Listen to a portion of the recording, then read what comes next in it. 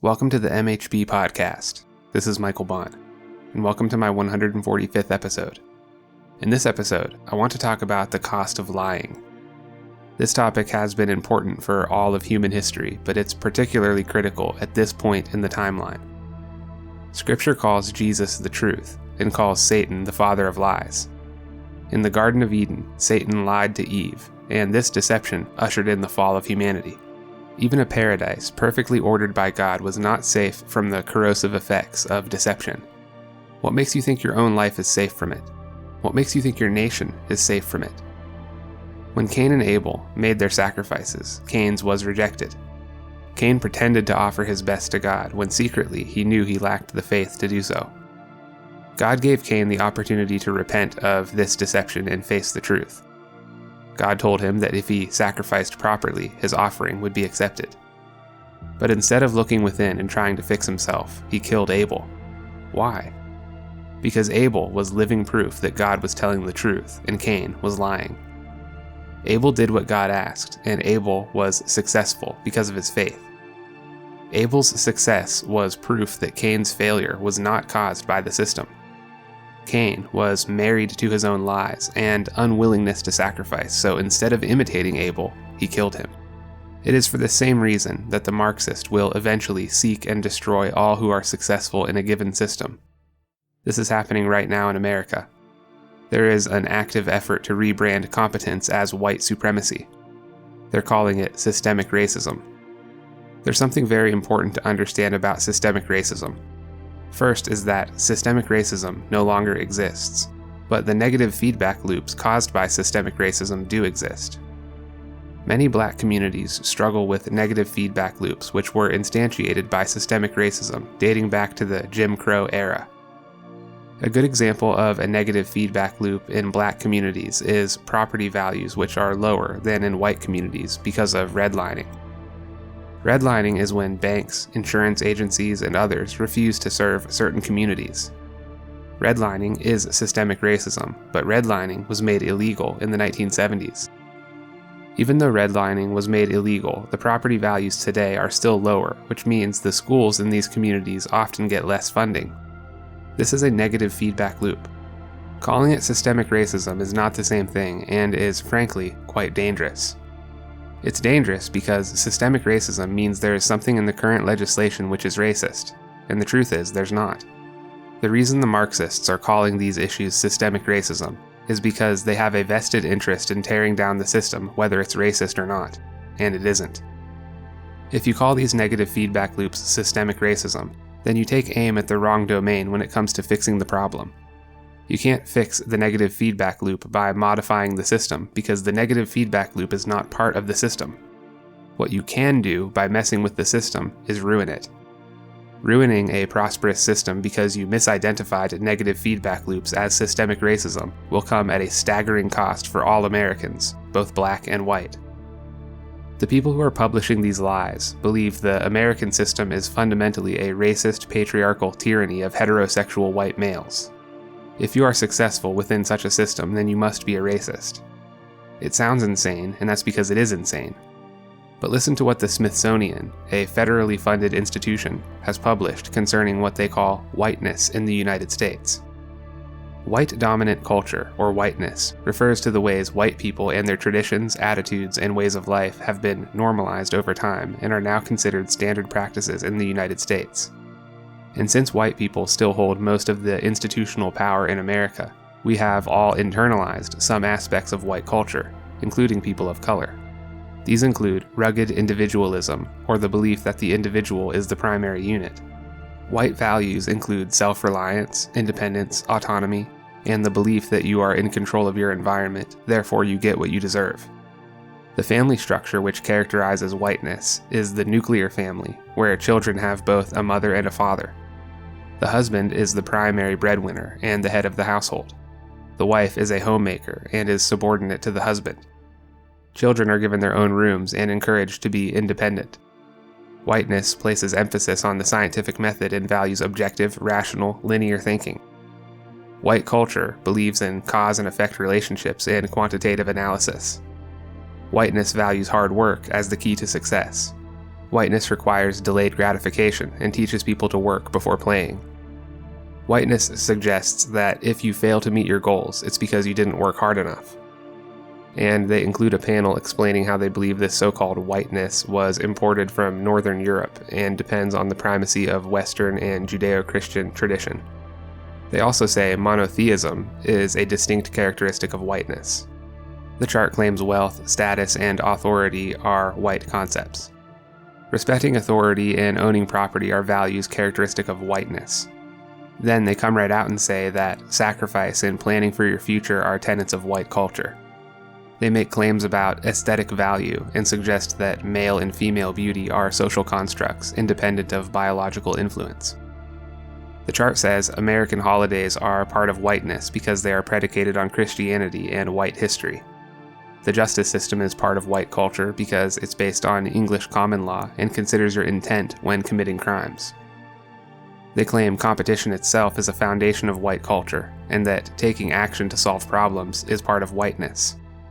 Winning is part of whiteness. Democracy is part of whiteness. Charismatic extroversion is part of whiteness. And the ability to make decisions is part of whiteness. That is a chart published by the Smithsonian Museum, which is blatantly attempting to rebrand productivity and competence as whiteness. They believe if you go to work on time, use the scientific method, and make sacrifices to raise your children, then you are a racist who is participating in a corrupt hierarchy of white supremacy. Of all the lies infecting our discourse, there is perhaps none more dangerous than that which attempts to brand success, commitment, and Christian values as evil. And that's exactly what they're doing. This same process resulted in the rape and murder of the kulak farmers during the Russian Revolution. Russian intellectuals used propaganda to convince alcoholic peasants the reason their lives were a disaster was because the kulaks cheated their way up the hierarchy. The Russian intellectuals rebranded kulak competence as corrupt oppression. The peasants formed a mob and murdered the kulaks because the existence of the kulaks proved the peasants' failures were a direct result of their own uselessness. Stalin leveraged their bitter resentment to fuel his plan for collectivization and seized what little crops were left. With no food, and with the productive members of society either dead or in gulags, 6 million people starved to death. There are images of starving peasants eating and selling the human body parts of their dead neighbors for food. I can't show you these images for fear of this episode being removed, but you can look them up. Imagine a world so desperate where not only would you resort to cannibalism, but you would actually pay to purchase the body parts to eat. It was a man-made famine, which was the direct result of Marxist, collectivist, socio-economic policy, and it was all made possible by lies. Alexander Solzhenitsyn, who wrote The Gulag Archipelago, exposed the Soviet Union and their human atrocities. But he started out as a Soviet soldier himself. Solzhenitsyn spent time on the battlefront, so when he came home, Stalin pulled him from the ranks and sent him to the Gulag. Stalin was paranoid that Solzhenitsyn's exposure on the battlefront may have infected him with the truth, which ran so counter to Marxist ideology. That's how fast this kind of thing can happen. In one man's life, Solzhenitsyn went from being a Soviet soldier to being in the Gulag to publishing the work which would blow out the foundation of the Soviets' claim to moral justification. If you don't think a Marxist revolution can happen in your lifetime, you are making a terrible misjudgment. We are absolutely committing the sin of Hezekiah if we believe a Marxist revolution won't come to our own front doors. When I say the sin of Hezekiah, I'm referencing how Judah's king Hezekiah knew the Babylonians would come to sack Jerusalem, but he was okay with that because he also knew it wouldn't happen during his own lifetime. It's a mistake for us to think our society is advanced enough or powerful enough to survive the corrosive nature of collective deception. But what can you personally do about it? Solzhenitsyn said the Soviet Union would have corrected itself had every individual made a commitment to tell the truth. He's quoted as saying, "The simple step of a courageous individual is not to take part in the lie. One word of truth outweighs the world. You can resolve to live your life with integrity. Let your credo be this: let the lie come into the world. Let it even triumph, but not through me." I have a challenge for you that will help you practice in this.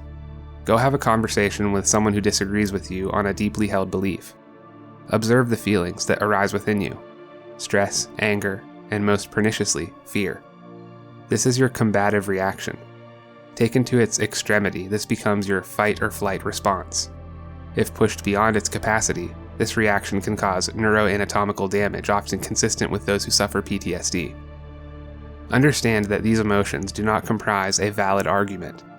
These emotions will distort your view of reality, taking you by the hand and leading you into a place where you will miss out on all that you could be. Unless you practice resisting this reaction, your life will never be what it could have been. Instead of heeding the temptation of these emotions, pay very close attention to what the other person is saying to you. Listen to their words and try your best to understand what their words mean, not what you need them to mean. You'll notice the conversation is composed of their argument and your argument. But here's the secret. If you've sufficiently diminished your combative response and heightened your awareness of what's being said between the both of you, you'll notice yet a third argument present in the conversation. It's likely this argument disagrees with both of you to some degree. It is a thread so subtle that you will not see it if you aren't looking for it. This third interlocutor is the spirit of truth. Following this thread will require you to sacrifice the parts of your belief which you know are lies.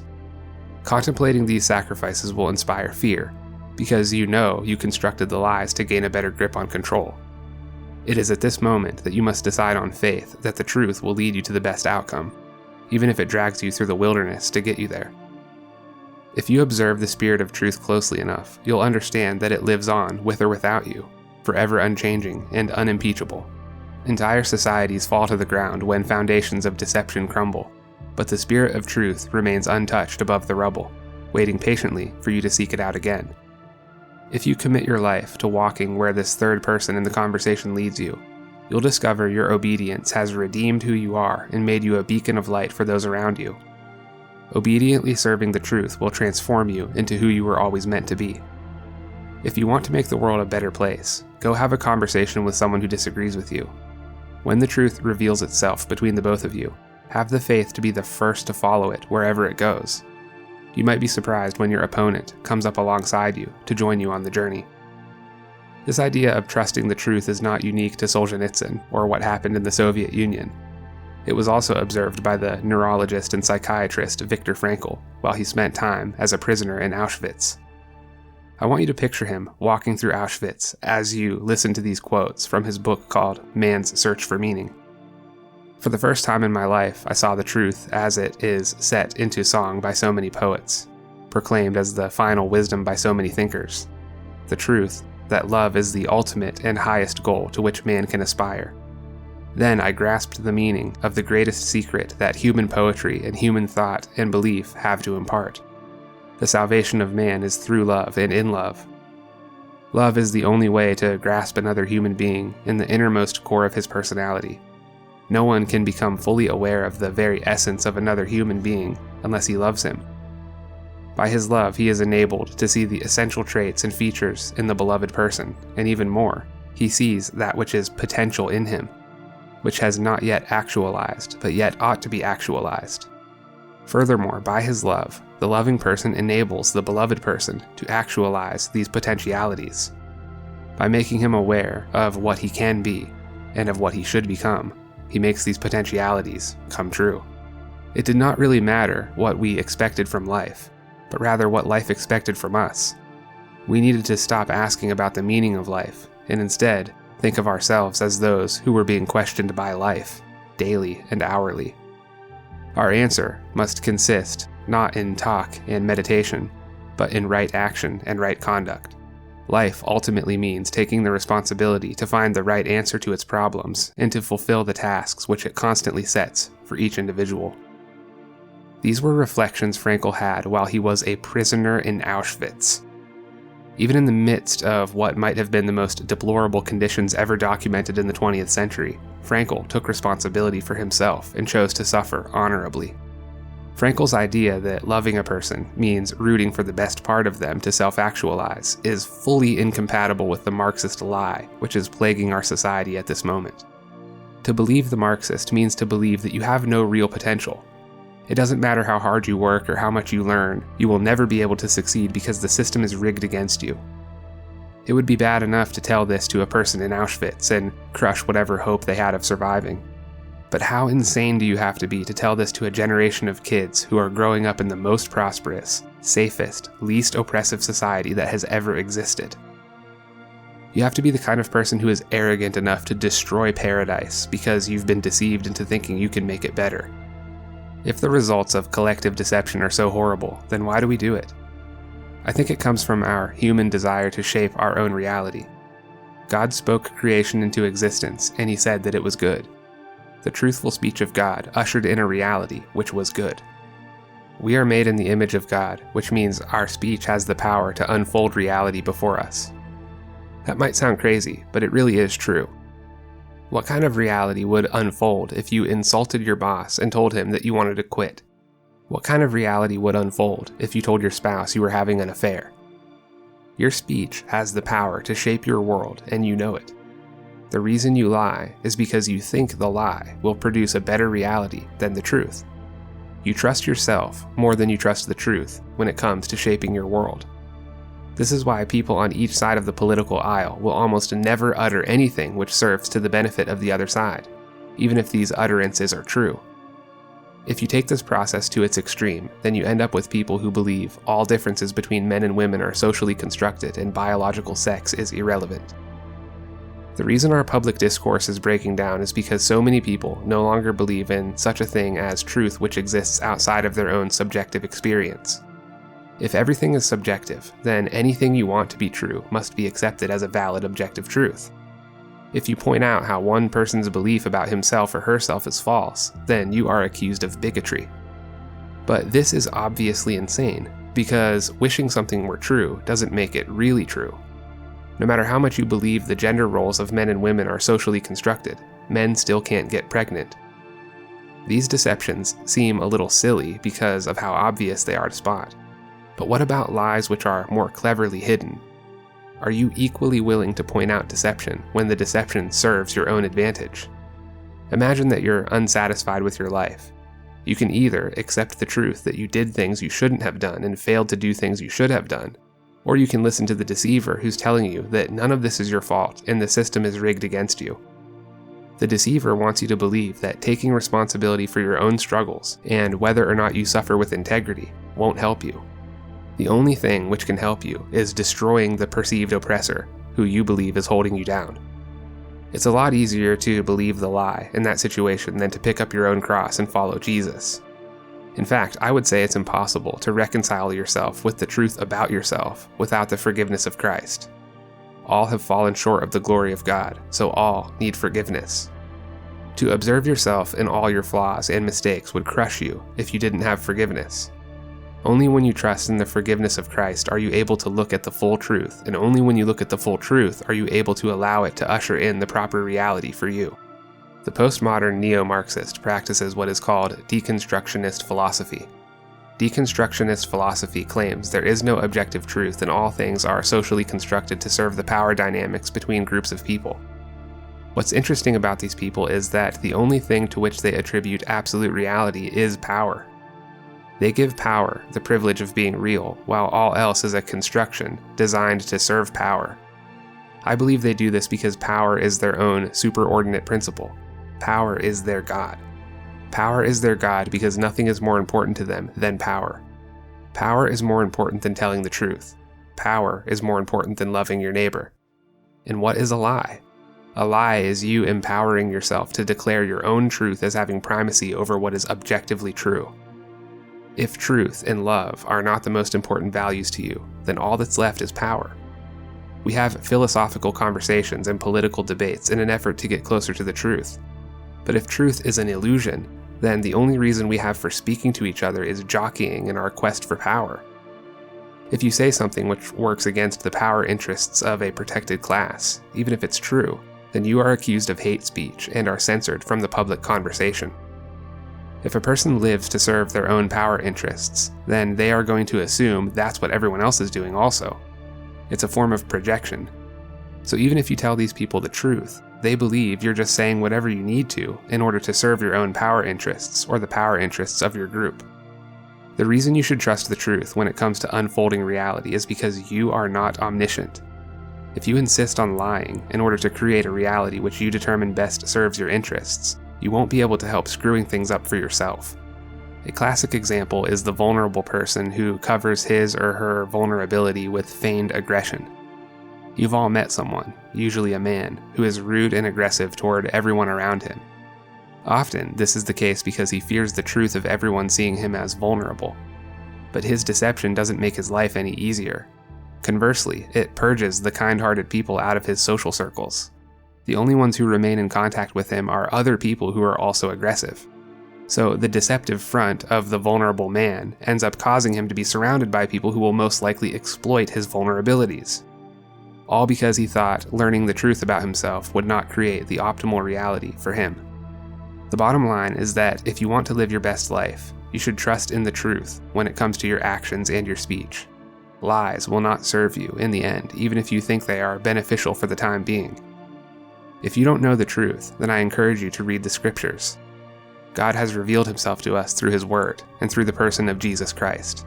Jesus called himself the way, the truth, and the life.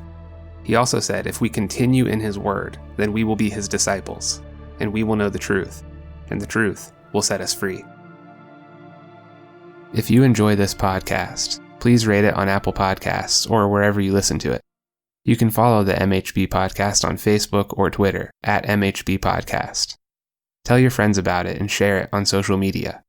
If you'd like email notifications of new episodes or if you'd like to support my work directly, please consider becoming a paid subscriber on my website at mhbpodcast.com. This work is made possible by listener support, so your generosity is greatly appreciated. Thank you all for joining me, and I will see you in the next episode.